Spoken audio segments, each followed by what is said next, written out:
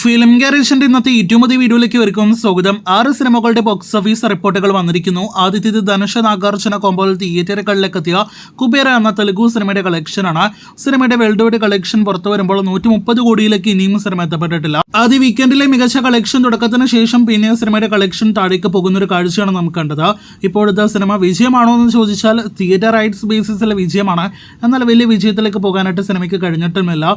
അതേസമയം ധനുഷിന്റെ സ്വന്തം സംസ്ഥാനമായ തമിഴ്നാട്ടിൽ സിനിമ തിയേറ്റർ റൈറ്റ്സ് ബേസിസിലാണെങ്കിലും പരാജയമായി മാറിക്കഴിഞ്ഞിരിക്കുകയാണ്.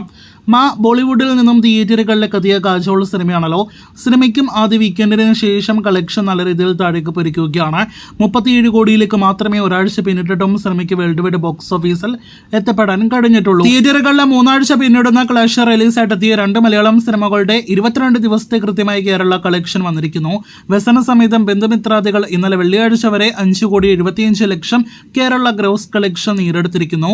ഇന്ന് സിനിമയുടെ ഏറ്റവും പുതിയ ശനിയാഴ്ച മികച്ച കേരള ട്രാക്കിംഗ് ഗ്രോസ് സിനിമ നേടിയെടുത്തിട്ടുണ്ട്.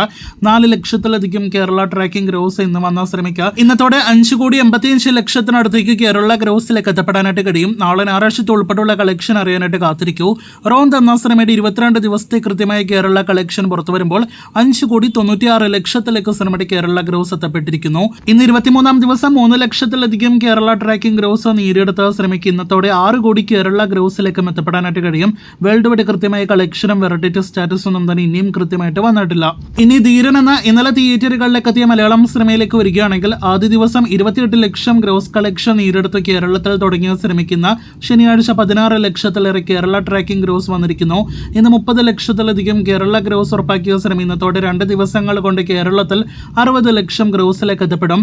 നാളെ ഞായറാഴ്ചത്തെ ഉൾപ്പെടെയുള്ള സിനിമയുടെ കളക്ഷൻ അറിയാനായിട്ട് കാത്തിരിക്കൂ.